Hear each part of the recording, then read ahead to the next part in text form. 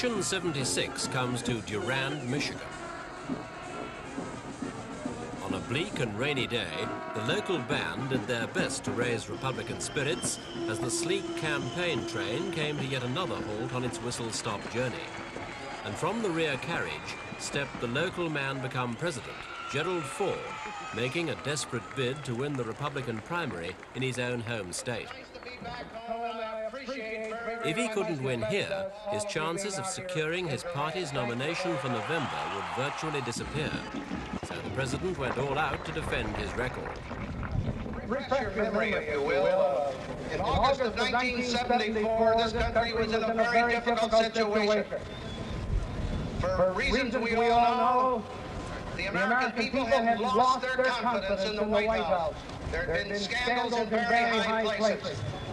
We all know that we were suffering at that time from inflation at the rate of 12% a year. And we know that we were on the brink of the worst economic times in the last 40 years. A serious recession. We also took office on August 8th of 1974. It wasn't an easy job. We had a lot of things to do.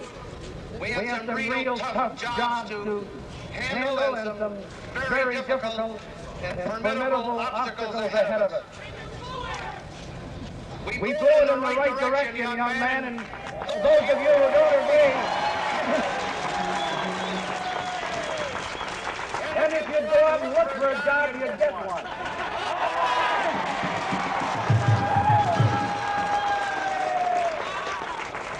Now let me say what we've done. We've taken inflation from 12% down to less than 3%, and that's a good record by any standard. We had... In the president's own words, his campaign in Michigan was a crusade, a struggle to restore confidence after his 5 primary defeats in 11 disastrous days. That's the worst losing streak of any president since 1912, and it dispelled any lingering illusions that Mr. Ford could retain office simply by holding it. The incumbent president had to get out among the people with the energy and enthusiasm of a candidate running in his first election. This whistle-stop tour was campaigning in the old-fashioned way. The last president to do it in such style was Harry Truman over 25 years ago. Nice to see you. Thank you very, very much. Thank you. Nice to see you. Thanks again, everybody.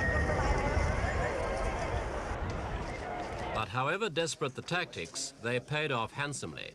1 million Republican voters turned out in Michigan, and they preferred President Ford to Mr. Reagan by almost 2 to 1. It was just the landslide the president needed to keep his Californian challenger at bay. We must be more honest with the American people. At the national level, President Ford's campaign stresses the sober virtues of his presidency. Peace, prosperity, and trust are themes for the TV commercials. Under President Ford, recovery is underway. Under President Ford, there is a new trust in government. Under President Ford, America is on a steady course. Keep him. Let me just quickly refresh What President Ford will hope for now is what's called the momentum effect. That is, a resounding victory in one state, swaying uncommitted voters in other states to his side, and so making victory in those contests more likely. But of the 12 Republican primaries still to come, the president's thought to be favored in only 2, Ohio and New Jersey, both of which send large blocks of delegates to the party convention. Ronald Reagan, on the other hand, can probably count on winning the 167 delegates in California, his own home state. And so it looks as though each man will go to the Kansas City convention with a large number of committed delegates, but with insufficient support to win on the first ballot.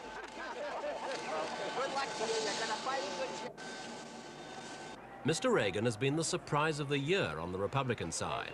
When this conservative-minded one-time film star and former governor of California set out 4 months ago in New Hampshire, few gave him a serious chance against a more moderate incumbent president. And when he lost the first 4 contests, the tendency was to write him off altogether. In fact, at this point, Reagan himself considered folding up his campaign. bottom of my heart for coming out. You do me a very great honor, and I'm most grateful. Then came victories in the conservative southern states of North Carolina, Alabama, Georgia and Texas, followed by surprising triumphs in Indiana and Nebraska. And suddenly, the no-hoper was transformed from challenger to front-runner, leading President Ford by more than 100 delegate votes. No wonder the president ruefully assessed his opponent's skills. I consider him both. He's a good actor, but he also is a formidable challenger. But however successful Mr. Reagan's performance, the president made it clear it wouldn't alter his plans. Oh, I can't imagine me pulling out. I got in this race because I think my record is good. It's a record that the American people will support. And for me to pull out, I just can't imagine it, because I think we can win. We intend to. It's all the way to Kansas City and to the election. It's all the way to Kansas City and on to November 2nd. Peace without freedom is meaningless. And freedom without peace means that some foreign aggressor intent... The most successful aspect of Mr. Reagan's campaign has been his forceful attacks on President Ford's foreign policy, especially relations with the Soviet Union. By giving away too much in detente with the Russians, he argues, the president's negotiated away America's military superiority. President Ford himself has dropped the word detente in his speeches, but had the concept itself been a casualty of the election? Of this election? Well, I would put our relationship with the Soviet Union differently than the way you've described it. We're two superpowers. We have interests that ought to do something to relieve the nuclear arms race.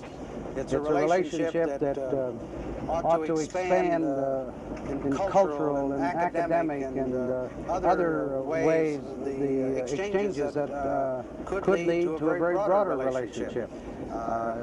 What I think we must do in the United States and they in the Soviet Union is to concentrate on the relaxation of tensions so that we can discuss our mutual problems successfully.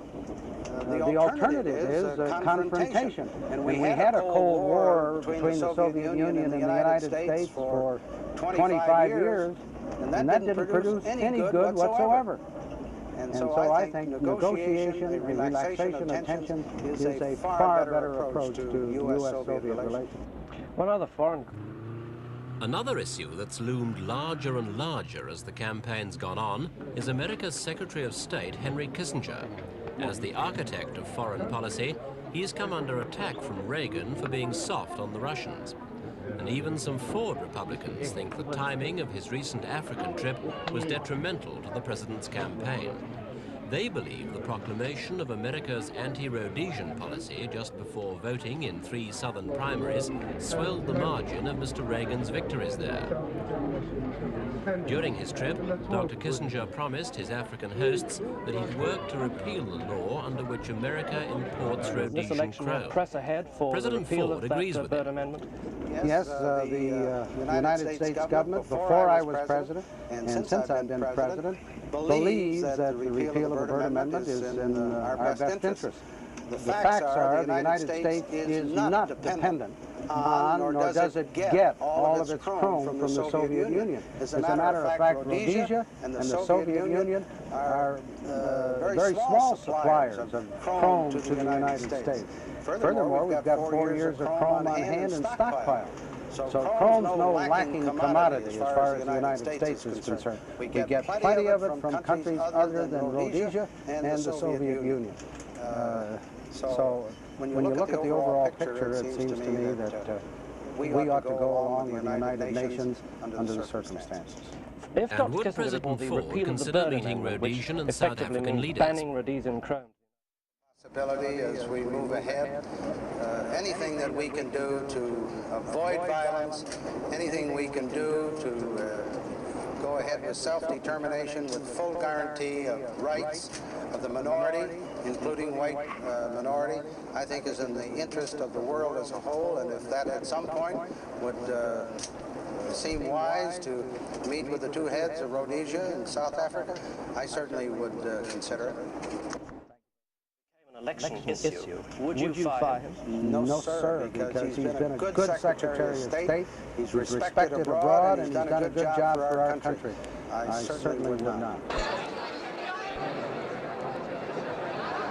Until recently, the campaign for the Democratic nomination has been largely a one-man race. And this is the man, Jimmy Carter, with a winning smile to match his winning ways.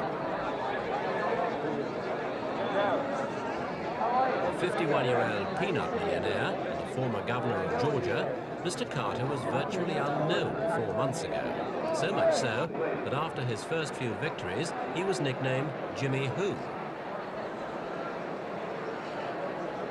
The Carter philosophy is based on simple qualities: honesty, sincerity, and the down-to-earth simplicities of the working man. Jimmy Carter knows what it's like to work for a living. Until he became governor, he put in 12 hours a day in his shirt sleeves during harvest at his farm. Can you imagine any of the other candidates for president working in the hot August sun? That's why Jimmy Carter has a special understanding of the problems facing everyone who works for a living. America needs someone like this as president. Vote for Jimmy Carter in your Democratic primary. Mr. Carter is also deeply religious. He prays in public and speaks openly about his religious beliefs in a way which led one reporter to speculate on whether God was part of his campaign organization.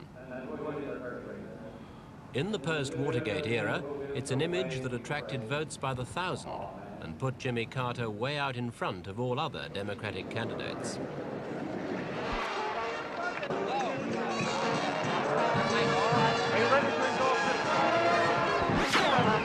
Mr. Carter is not a machine by ambition, and in fact is only party horses from the power. So, for all his success, he's still to be endorsed by major party figures like Hubert Humphrey, who would like the nomination himself, but only if the party drafted him at the convention in July.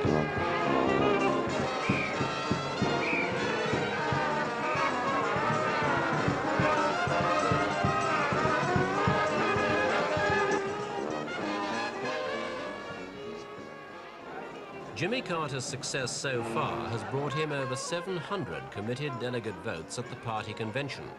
He'll need to double that to win the nomination, but it's still almost 3 times as many as his nearest rival. It's not enough, however, to make Senator Humphrey declare in his favor. Now we're ready to declare for the Democratic Party, and whoever the Democrats nominate, we'll be there to try to help them. It'll go all the way to the convention, I guess. Oh, I don't think there's any doubt about that. I'm sure of that. And that'll be good. And you'll be, as I say, there. I'll be there. I hope to play an instructional role, that's all. Yes, sir. Very much. But Jimmy Carter is not invincible, as this man has just proved in what is the most remarkable election result so far. This is Jerry Brown, the 38-year-old governor of California, who at the last minute entered the Maryland primary and beat Mr. Carter by a decisive 12%. It was the youthful governor's first presidential contest, and the next few weeks will show if he can lead a Stop Carter movement.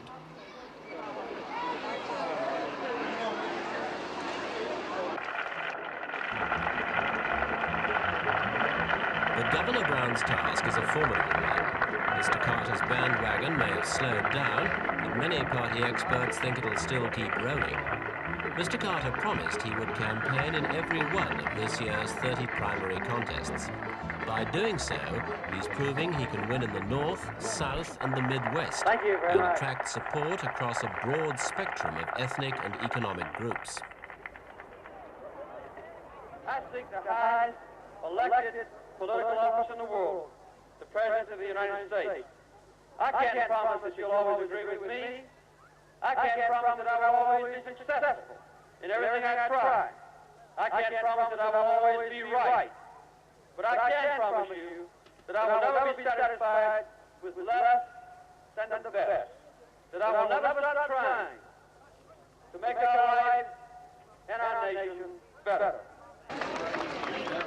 A nationally sampled opinion poll recently showed the former Georgia governor not only way ahead of his Democratic rivals, but with a 10% lead over President Ford as well. There's still a long way to go to November, of course, but all the signs so far suggest that Jimmy Carter will be going all the way.